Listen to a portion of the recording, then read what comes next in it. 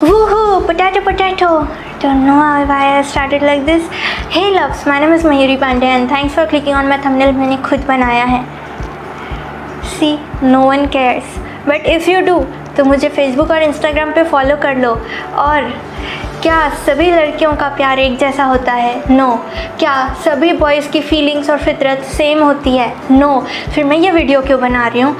क्योंकि कहते हैं कि बॉयज़ की फ्रेंडशिप ज़्यादा गहरी होती है और गर्ल्स बहुत इजीली जेलस हो जाती हैं. तो क्या ऐसा ही कुछ होता है अलग या कोई अंतर जब वो दोनों प्यार में होते हैं? आइए जानते हैं हमारे सूत्रों से. यस, आई एम दैट सूत्र. मैं ही बताऊंगी. हाँ, तो जल्दी से चालू करते हैं video. Number 1, guys likes to provide and protect.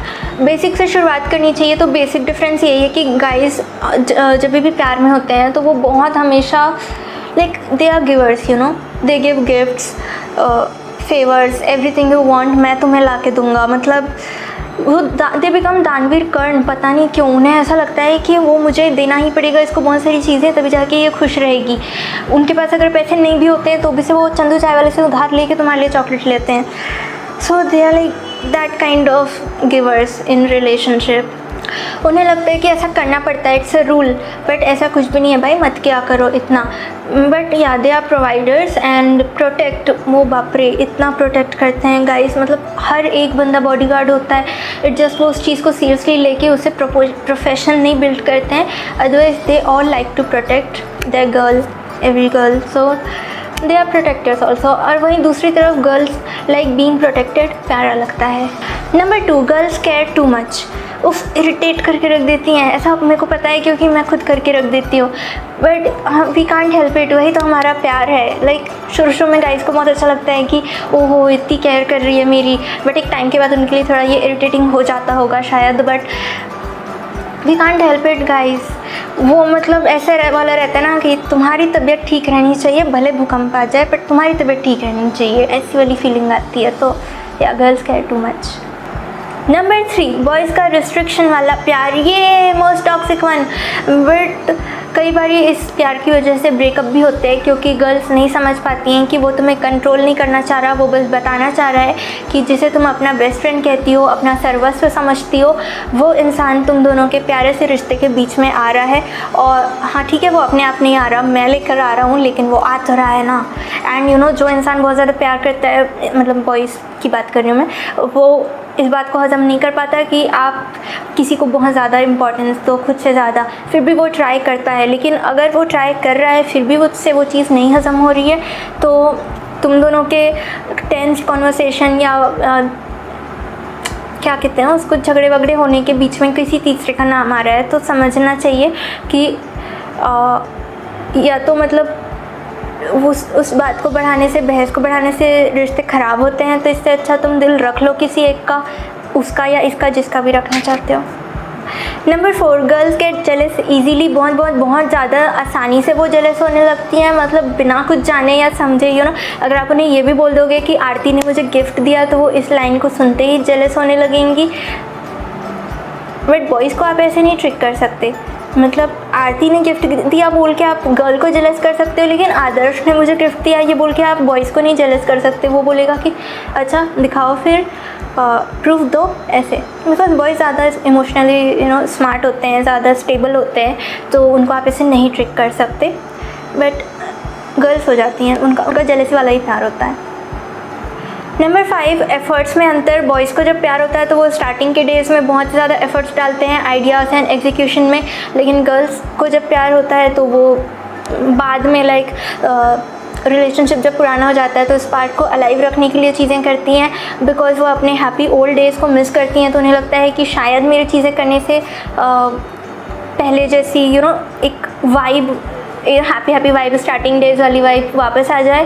But कभी कभी ऐसा नहीं हो पाता है. बट इट्स ओके, क्योंकि टाइम हमेशा एक जैसा नहीं रहता. Even if you are with the same person but आपको वो सेम चीज़ें फील नहीं हो रही होती हैं. And it's absolutely fine. Because यही तो चीज़ है ना कि टाइम एक जैसा नहीं होता, लेकिन वो प्यार हमेशा रहना चाहिए, साथ हमेशा रहना चाहिए.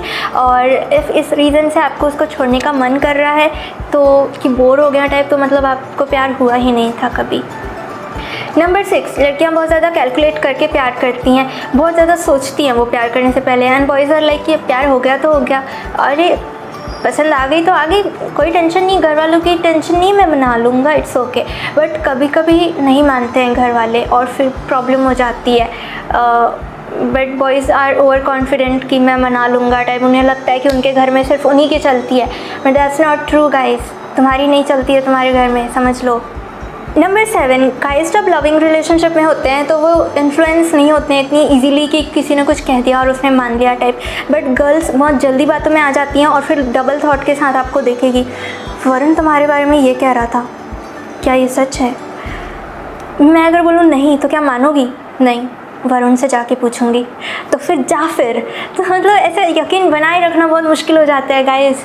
Number 8, love can change a man. बहुत सी गर्ल्स को ऐसा लगता है कि मैं तो इसे अपने हिसाब से चला सकती हूँ, बट ये धोखा है, सिर्फ धोखा, ऐसा कुछ भी नहीं होता है। लाइक बॉयज़ आर लाइक कि अगर प्यार से बोलोगी तो मैं सब कुछ कर दूँगा तुम्हारे लिए, लेकिन अगर तुम चालाक बनोगी तो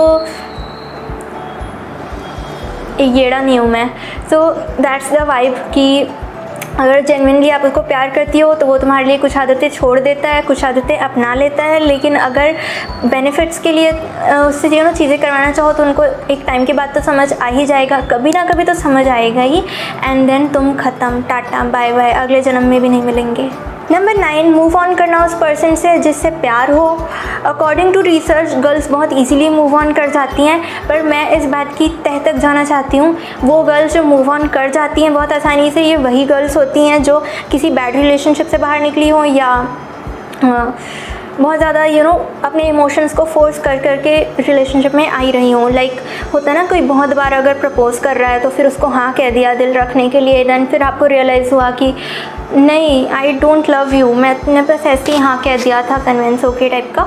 तो वो बहुत आसानी से मूव ऑन कर जाती हैं क्योंकि उन्होंने इन्वेस्ट नहीं किया होता है ज़्यादा उस रिश्ते में, या उन्होंने इतना ज़्यादा चाहा नहीं होता है कि this has to work type, नहीं होता है ना। वो जो पर्सन बहुत ज़्यादा इन्वेस्ट कर लेता है फीलिंग्स में, और अब यार देखो, फीलिंग्स को इन्वेस्ट करने का मतलब ये नहीं है कि आप जाके ऐसे धावा बोल दो कि नहीं तुम कैसे मुझे भूल सकती हो, मैंने तुमसे इतना प्यार किया था, I have invested so much time on you type का। बहुत लोग आके मुझसे ऐसा कहते हैं कि मैं क्या करूँ, I have invested so much time and energy and feelings on her and now she moved on, मैं कैसे उसको वापस लाऊँ टाइप। तो भाई उसने नहीं बोला था तुमको इन्वेस्ट करने को, उसने नहीं बोला था कि आके मुझसे प्यार करो टाइप। आपको डाउट था कि वो हाँ कहेगी या नहीं, लेकिन फिर भी आपने हाँ सुनने के लिए इतना सब कुछ किया, तो you invested on your risk, you invested for your self, for your happiness, क्योंकि वो आपको चाहिए थी। तो हम कुछ भी नहीं कर सकते अगर कोई इंसान मूव ऑन कर गया हमसे बहुत आसानी से। We just have to accept it, क्योंकि ये हो गया और यही होता है सो या इट्स नॉट अबाउट गर्ल और boy, it's about the person and scenario. अगर तुम्हें चाहिए कि मैं और भी डिफरेंसेस के बारे में सोचूं और एक और वीडियो बनाऊं इस टॉपिक पे, तो नीचे कमेंट कर देना। और अब बारी है तुम्हारे कमेंट्स की, क्योंकि यही बातें तो आगे चल के याद आएंगी। तो पहला कमेंट है, ये उस वीडियो पे आया था, how to reject a girl without hurting her feelings. तो इसमें मतलब जब कोई लड़की आपको प्रपोज़ करती है और हाँ कहलवाना चाहती है, हाँ सुनना चाहती है, तब इन्होंने उस सिचुएशन पे कमेंट किया है, मेरी शादी हो गई है, मैं साधु आदमी हूँ, तुम ज़्यादा लंबी हो, तुम्हें देखकर मेरे एक्स की याद आती है, मैं पार्ट टाइम तालिबान में काम करता हूँ। ओए गॉड, मुझे इतनी हंसी आई थी जब मैंने ये कमेंट पढ़ा था। और फिर सेकंड कमेंट मैंने लिया है आर्यन कुमार का, you are such a happy and joyful soul, need someone like you in future. Oh thank you. उसके बाद कोरल का कमेंट था, the points are valid, I am doing each and every point and I am proud and happy, thanks for validation. So guys, like and share बोलते बोलते ज़िंदगी बीत जाएगी, पर खैर हाँ यही प्यार है, लाइक इट, बाय बाय।